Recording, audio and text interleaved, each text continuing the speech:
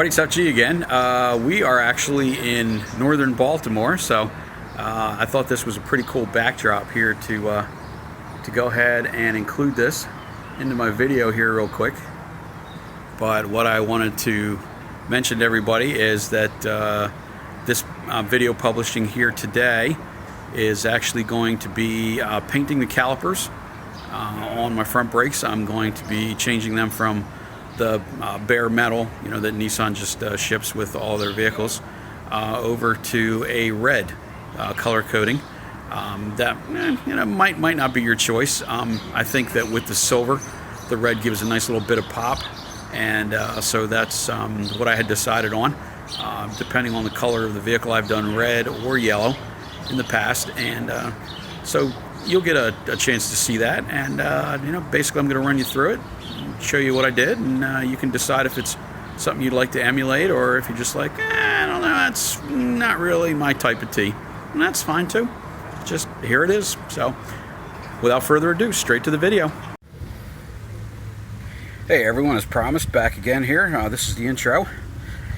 Alright, so this is going to be front brake caliper painting day. As I had mentioned in the roll-in, the preview here. And if you look in the background, this is my weekend toy, my 1992 Pontiac Grand Prix. And this one has yellow calipers all the way around, which I did a long time ago. I've painted probably just about all of my vehicles at some point in time, and there's a couple ways that you can do that. You can use the spray-on color, which is probably the most common. Or you can use the brush type, which is often a two-part epoxy, where you mix a hardener into it right before you're ready to use it, and typically you have about a half an hour working time with that until it really starts to set up. I've used both types, and there's also two different ways to do this. You can either just bag the hat and all of that with some drop cloth plastic and go ahead and paint directly on the vehicle. Or what some people prefer to do is to remove the caliper completely, set it on a bench, clean it all up, and go ahead and spray it. Honestly, I've had pretty much about the same results going both ways. As I mentioned, back to here, the Grand Prix from 1988 until 1995 had some very serious problems with their rear calipers. Actually, it was so bad that they had a class action lawsuit against General Motors, and so changing rear calipers was very common. The basic problem was that the parking brake, which obviously most people know is located in the rear wheels, General Motors had a ratcheting type of assembly which was built into the caliper itself. So not only was it the service brake, it was also the parking brake, and in the first generation they just really didn't seem to be able to figure out how to make that work well. When it was brand new, it was fine, but as it got some age, when you applied the parking brake, they would refuse to release. So you were basically stuck in a parking lot with your brakes locked. And yeah, that tended to make people rather angry. I wonder why. So anyway, this car has had, I believe, 4 sets of rear calipers because of that problem. And as I had mentioned, I've done either way.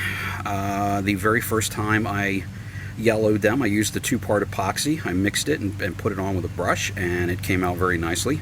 I don't remember what the name of the company was, but it was something out of Germany, if I remember correctly. The second time I did, I had gotten rebuilt, I think they were Cardoni A1s, ready to go, and they were pre-assembled with pads and everything, and I went ahead and painted them on the bench, then installed them on the car and bled them. The third time around, I did that again, and the fourth time around I did that again. However, back to here, I've done this type of a painting job multiple times in the past. Just about every car I've owned, I've added a little bit of pop of color, because I just like to do that. It's something that just kind of goes with me. And this car over here has 18-inch wheels. It came factory with 16s. The 18s are 7 spokes, and you can see the calipers clearly through the wheels. So I decided that that would be nice to clean them up a little bit, and like I said, give them a little pop of color.